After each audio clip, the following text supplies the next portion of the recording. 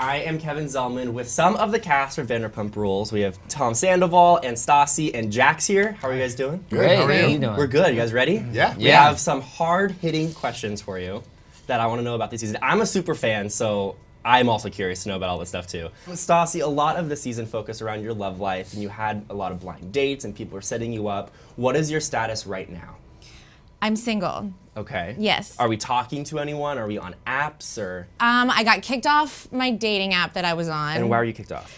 Because I talked about it. I was like, seriously, you guys calm down. On the show?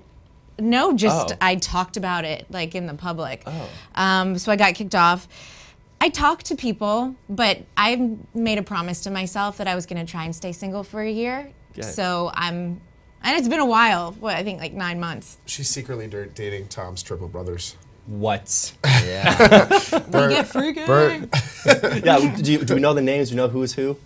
I can't tell them apart. I'm just like the 3 Bs. I can tell them There we apart. go. Yeah? Good. Is there any part of it that would want to work at SUR again? And if not, what would Lisa have to like give you in order to come back and work there? I give them a ton of credit for when they go into work because I don't know if I could handle having so many people stare at me while I'm trying to do a job.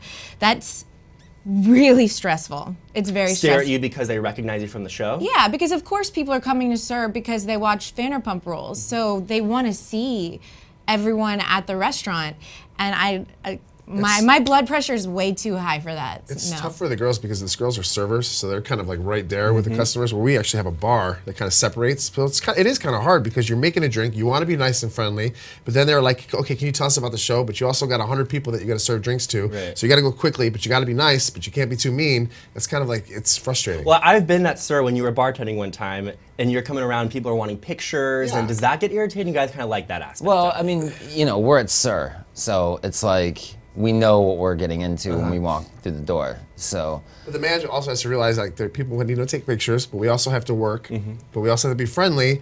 But people want to sit there and pick apart your life, but you also got a line of 10 people, and you're like, listen, I can't really talk. And they're like, well, don't be too mean. Well, I'm not being mean, but I also have customers. You know, it's kind of like totally, it's a juggling act. It can be interesting too when you get somebody who gives 0 Fs, who is now drunk on alcohol, you know, meeting their like cast members of like their favorite show. Some of the things that come out of people's mouths. I was going to say, it's probably hysterical. Oh man. What's like some of the funniest things that you've been told? Women in their 50s, I'm telling you. Dude, they'll say anything, especially if they're like from the Northeast.